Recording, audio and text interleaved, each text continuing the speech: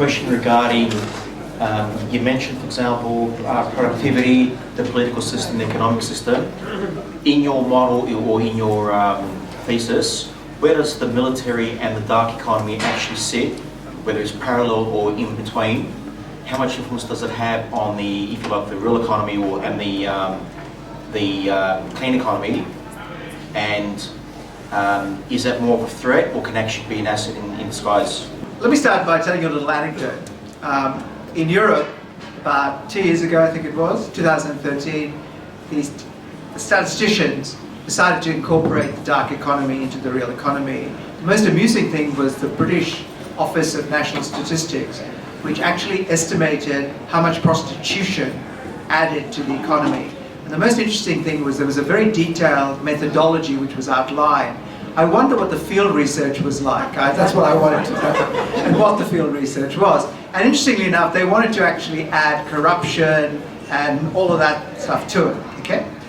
I'm sure it's quite significant, but in the greater scheme of things, it's not going to materially change very much of that. And I think the dark economy also has what I would call a lighter side, in the sense that effectively that money gets recycled into the real economy. For instance, in a lot of sports betting and so forth, I'm sure some of that dark money goes through. So some of it is in the real economy. So I think it is probably there. It's not hugely significant. And the only real reason for actually talking about that is what everybody wants to do, which is to tax it. Okay? So ultimately in our lifetime, you know, drugs will be legalized simply because it's a tax source of tax revenue. And, you know, I think euthanasia will be basically done because, you know, essentially they can place a tax on it and they can charge you to kill yourself, you know. Not only a charge, they can charge you for everything else, they can charge you for dying as well. So now coming to the military. The military is very interesting, okay? The military is obviously a significant part of the economy anyway because of the amount of spending that goes in certain countries. And the great thing about military adventures is most of the items that you use, like weapons and missiles, are non-recyclable. So they create instantaneous new demand, which is kind of interesting. Which leads me to a fundamental interesting issue. The only way you solve some of the problems of the world today is either by effectively writing off debt, which has its own issues, inflation, or why don't we have a good old war? And there's some interesting things going on in the world today which are noteworthy. And I'll use Japan as an example. Firstly, I don't know how much you know about Shinzo Abe. Shinzo Abe's maternal grandfather was actually a member of Tojo's war cabinet, and essentially was actually a prisoner of the Americans, except MacArthur decided to release him because they need somebody who could actually run Japan. And so basically Kishi became the Prime Minister of Japan. And Shinzo Abe is very much cut from the same cloth. And particularly since his famous economic program, the famous 3 arrows with which he shot himself in all 3 of his feet, he's now, you've noticed, shifted his focus quite considerably into other things like changing the constitution, enabling them to actually send troops overseas, and a lot of posturing is going on. Interestingly enough, the same thing is going on in China. And I noticed China was not terribly excited about external adventures, but the moment the economy goes into a tailspin, then basically it becomes that. So the military stuff is an interesting sideline to that. So I would answer your question in that way. Military options are always on the table in some shape or form. And the other one, the dark economy, I think the dark economy is largely overrated. And one of the tragedies is going to be bitcoins. Nobody actually understands why bitcoins were created. Bitcoins were created not for all the reasons everybody's going on about with blockchains and so forth. Blockchains was not bitcoins. Blockchains were used by bitcoins for a particular reason. But the most important thing is, was created so everything and the transactions would be anonymous. Because most of the transactions that were taking place in these, in the Silk Road was actually illicit transactions. And the most interesting thing about that whole process is, and one of the most wonderful things about capitalism, it basically is like Jabba the Hutt. It can eat anything and basically, metabolize it. So they've now actually absorbed all this technology and said, hey, this is a great idea. Let's ban cash and put all this money in, and we'll use the blockchain technology ourselves. So I think that's much more significant in that sort of sense, the black economy. The world you painted is not particularly optimistic, I guess. Just thinking about my own super funds. What do you think would be a good assets that will do well, or is it any assets, or are you suggesting that with deflation almost everything's going to do poorly? Firstly, I don't give investment advice. That's the first thing I would say. The second thing I would say is, if you look at investments, think about three things. Okay? The first thing is the return of your capital. Second, income. And third, capital gains. Australians are a strange breed of group of people, you know.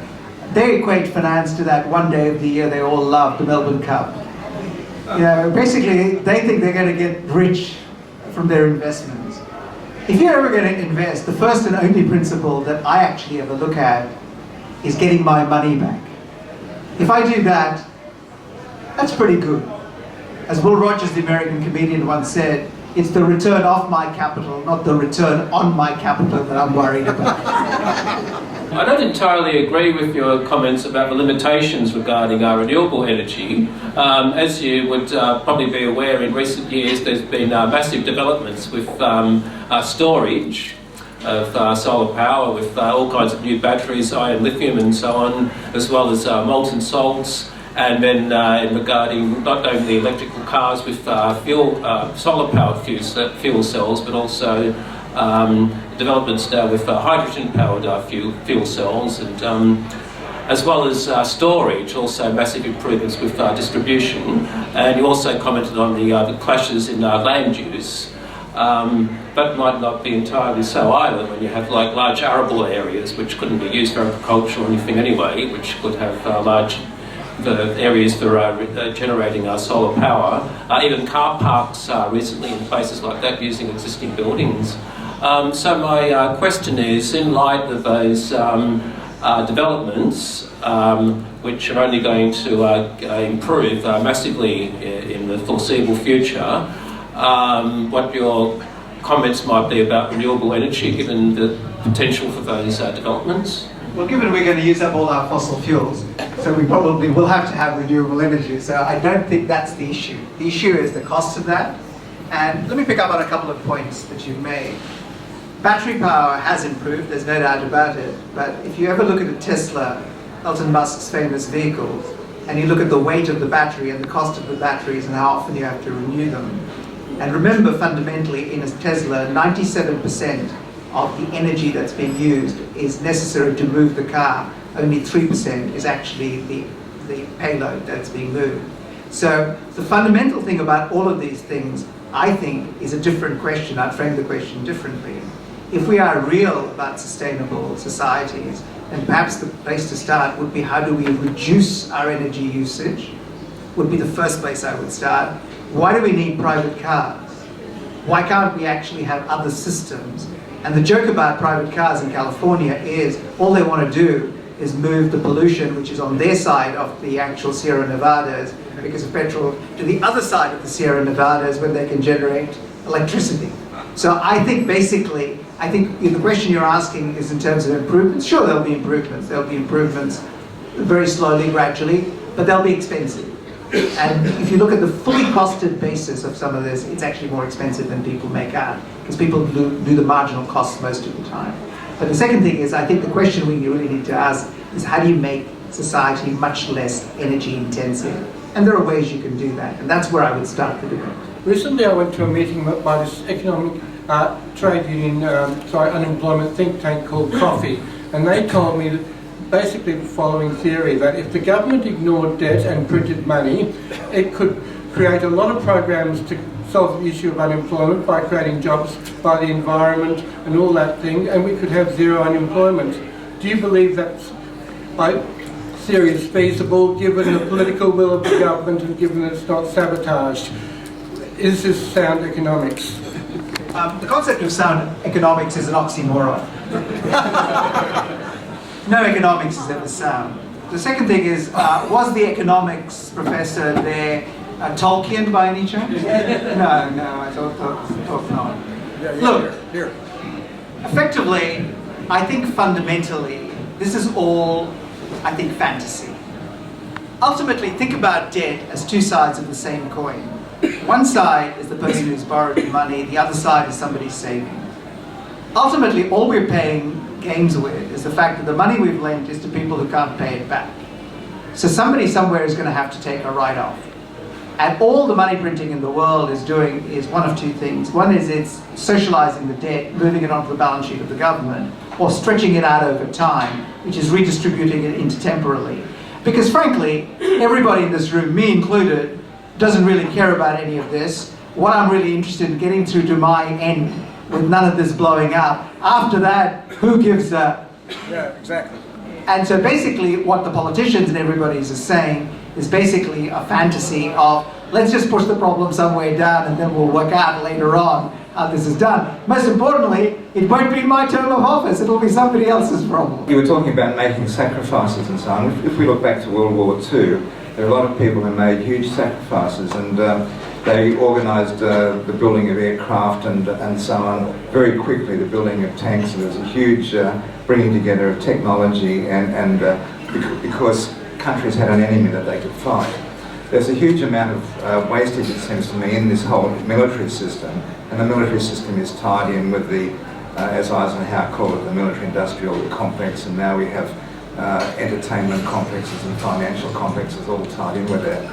I'm just wondering if we've got this global problem now of climate change, global warming.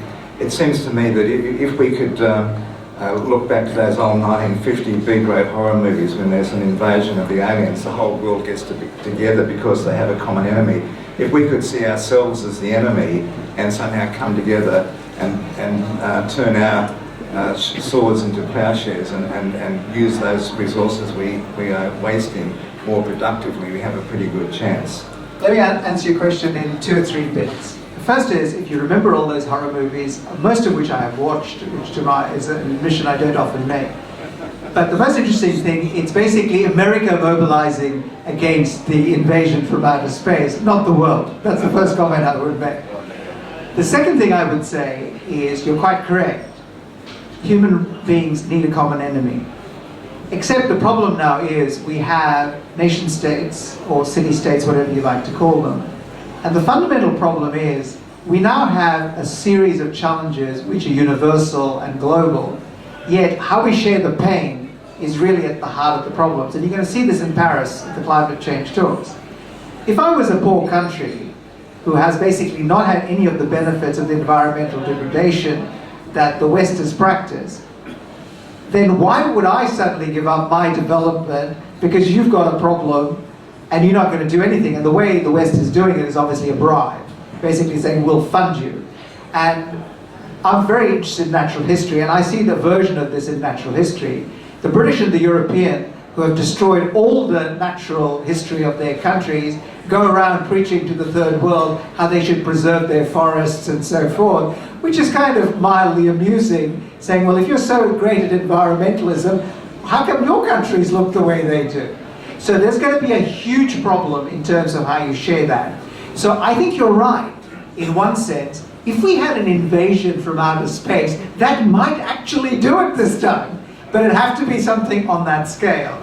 Because I don't think any of these problems that we're talking about now are able to be solved at a national level. Whether it's financial, because of the networks which connect us, environmental, definitely not, because we all breathe pretty much the same air, and certainly in terms of resource use.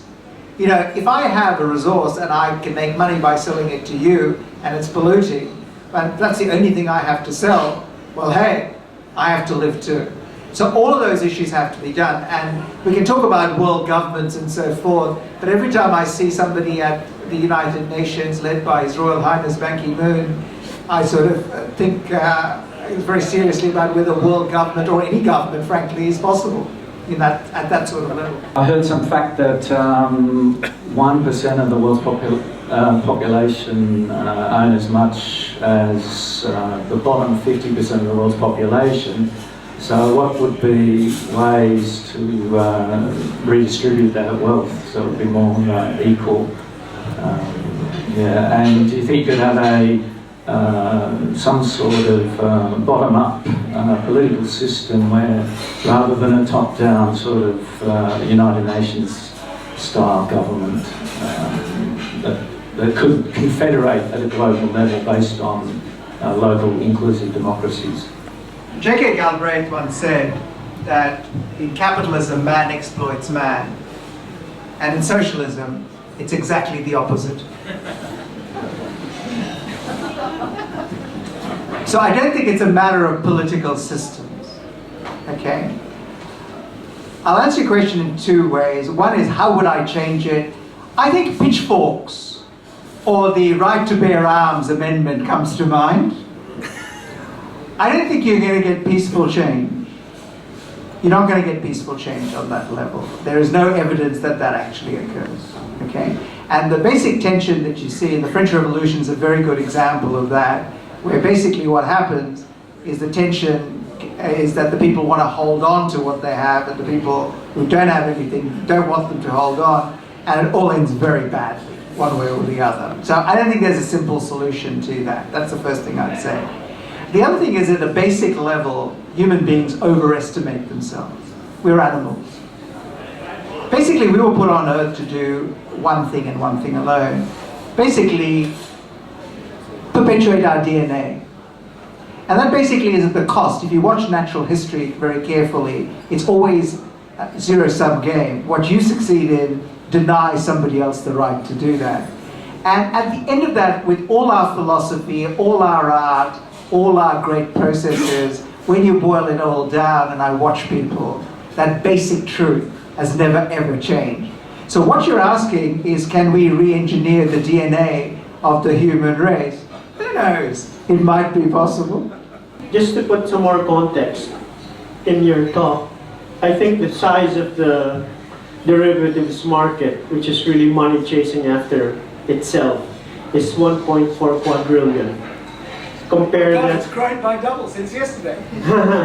Yeah, but imagine that the global income, the combined GDPs of all the countries would be something like 70 trillion. And money in financial havens would would be something like 25 to 30 trillion.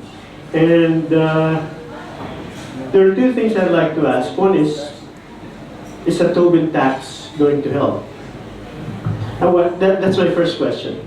And my second question is, you've said violence is, it looks like there's only one way out, violence, but who holds the military-industrial complex? It's the same military, industrial, financial, entertainment complex.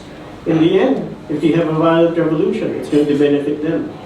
The first thing I would say, it's part of a problem. And it's part of a problem of a financialized global system. It's not either as bad as people make out, nor is it not a problem. So I think it's part of this problem of creating debt. To me, derivatives create debt in a different form. So it's part of the fact that we have too much debt. It doesn't really get you very much there. The second part I would say is that if you're going to solve the problem, you really have to solve the problem not of derivatives. Because the derivatives problem is childishly simple to solve. You could solve it overnight if you really wanted to, but nobody wants to.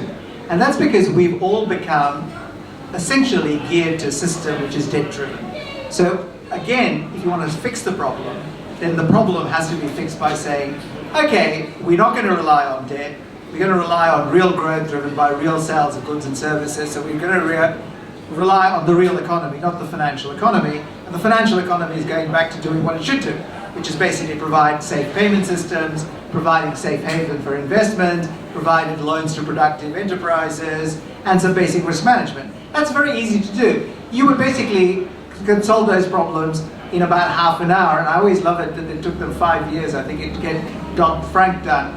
I said basically, anybody who can't do that in about half an hour is basically an imbecile. Yeah, that's America.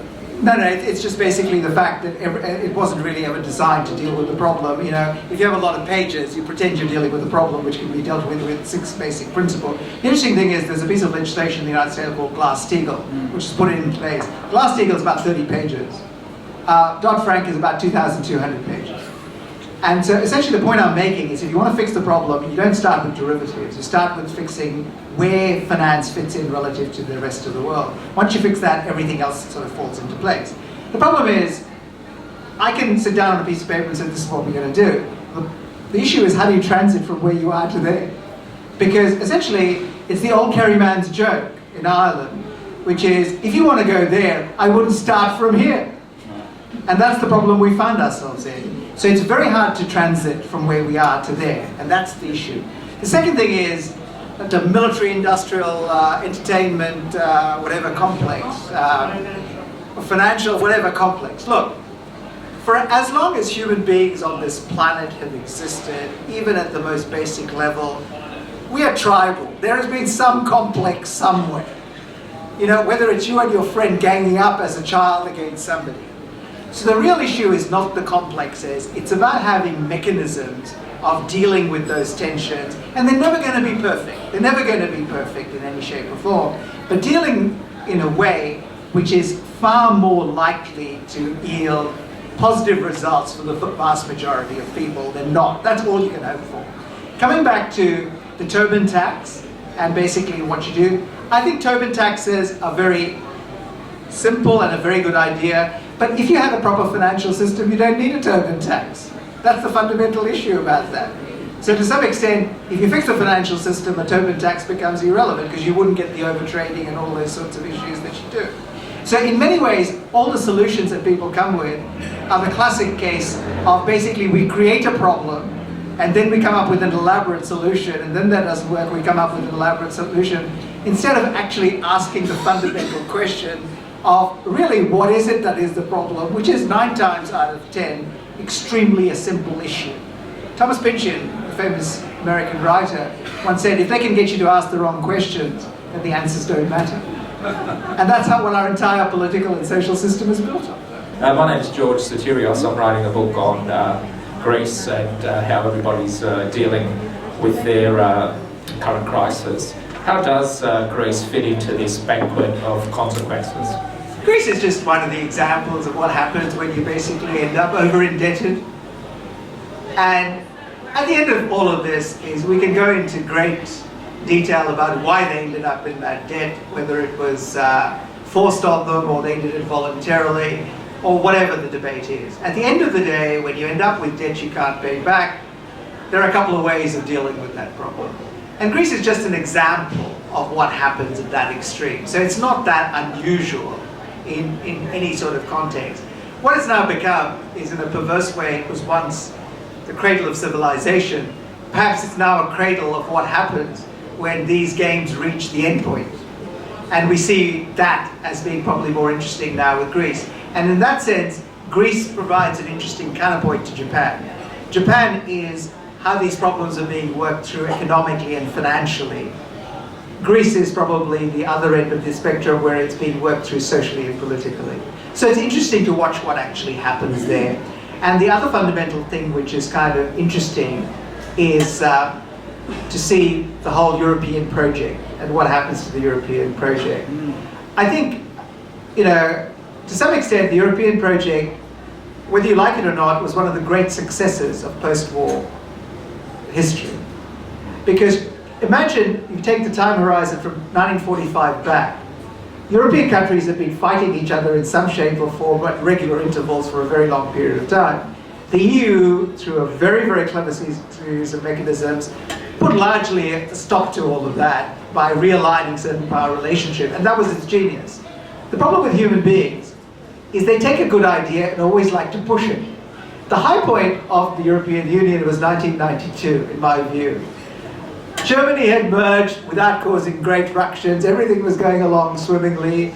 Then the Europeans did what all human beings do, which is going, hey, we've finished everything, now we have nothing to do. What shall we do next? The common currency. And that was its fatal mistake. So in many ways, what I think is very dangerous about what's happening in Europe, other than the fact that it's an interesting crucible for these things, is if you tear apart the European Union, and I'm not saying it's going to happen or it's not going to happen, I don't know whether it's going to happen or not, but it's going to put fundamental stresses on the European Union body politic, and I don't know how that's going to work. But the one thing I do know, if it reverts to city-states, it's based on 500 years of hatred among a whole bunch of people who don't have much in common when you take them outside of the European Union. And that's the danger, that Greece could be like the linchpin which brings that out. And I don't know whether that's going to happen, but that's one of the things that you've got to be very careful about. My name's Kieran. You paint a very bleak picture about our prospects. I was wondering, you seem to be naturalising the problems with a particular type of society and the way societies are organised. Can you envisage a different type? You talked about how we could go through a crisis of belief where the system loses a legitimacy. Perhaps do you envisage a possibility of reorganising society to maybe bring about a different future where we break with consumerism, we break the debt that we owe to nature, we live in maybe a more harmonious relationship with the planet, and more equitable distribution of resources, perhaps? I mean, what hope socialism? Firstly, I'm quite always amused. This is the second person who has raised the question of optimism and pessimism, which I always find hugely funny. I look at facts, and really, as far as I'm concerned, optimism is like a drug for those people who can't take reality. So as far as I'm concerned, I'm just looking at facts in front of me. That's the first comment I would make. Second thing is, can we have an equitable relationship? Anything is possible. But from what I have seen of human beings, I don't have much hope. And basically, that answer was given, interestingly enough, by Robert Frost in a poem called Ice and Fire. And it goes something like this, I don't remember it exactly. Some say the world will end in ice, some say in fire. From what I have seen of desire, I side with those who say fire. But if the world were to end twice, from what I have seen of hate, ice would suffice. Like the Federal Reserve in the US and all the other central banks of the world, including our own central bank, the RBA, they all have one thing in common. They are all privately owned by the Rothschilds and their bankster associates and operate using usury, printing money out of thin air with a keyboard stroke and then charging interest to our government, so there is never enough money in supply to repay the illegal debt. Even though our Constitution says our government should coin and print our own money supply for our future prosperity, instead of the bankers' one world government agenda Ponzi scheme of austerity and debt to force us into their New World Order Ponzi scheme. Even though you're Australia's top economist, I expect you to refute my assertions here, so my question is, do you agree with anything I've just said here? And why does the RBA have its own tax file number while every other Australian government agency doesn't? I have to disagree with you on one point. I'm just getting started. The first point is I'm not an economist, which is kind of interesting, and I'm certainly not the top-rated economist. I think there are several people who would take umbrage at me being an economist and the top-rated one, whatever that means. So let's leave that. So let me answer your questions step by step. Firstly, the central banks of the world are not all privately owned. Okay? The Australian Central Bank is basically a creature of the government of Australia, so theoretically owned by all of us. Same with the Bank of England, and the only one that's privately owned, but it's a very strange arrangement in the US, is the individual Federal Reserve banks are owned by the banks, resident in the state themselves. So the Federal Reserve System, which sits above them, is kind of the strange amorphous thing which is government owned. So any conspiracy theory you have about ownership, I don't think is necessarily correct. However, the point you raise about the so-called Ponzi scheme of printing money, which is fractional banking, is an interesting one. Because that is a creation, once we went off the gold standard in the 1930s and finally in the 1970s, we created this enormous power for governments and central banks to create money through this accounting system, basically. And that is actually a very interesting device in terms of financial technology. Now, it has created some enormous benefits in the sense it's freed up credit. So in the period before 1972, if you wanted to get a loan, it was extremely difficult. Post 1972, it's a lot easier. And there's lots of flexibility which come with that. But it also comes with costs, as we're now finding. And I would direct you to read something which is very, very interesting. In Iceland, which I think is one of the most interesting countries for a whole bunch of reasons, who have tried to address these questions honestly. There's a report out as to how the Icelandic central bank should function and whether they should be allowed to create money in the way a fractional banking does, or whether in some way it should be done differently.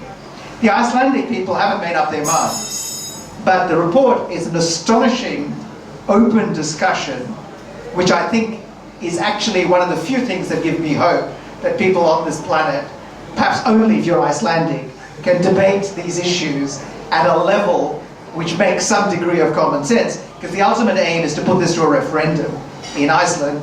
My only concern is, having seen referendums in recent times in places like Greece, see, I've mentioned Greece, I thought I'd mentioned Greece again. So basically, in the question in Greece, which was a referendum on a document which didn't exist, with a question which didn't make any sense. In fact, it was the only referendum ever held on a spreadsheet, to my knowledge, in a political system, because it actually says, do you agree with the spreadsheet?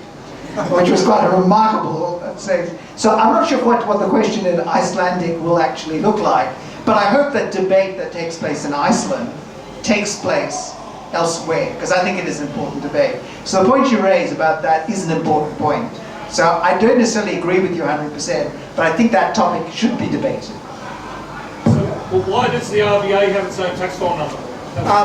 They have their own tax file number because it's a sign of importance.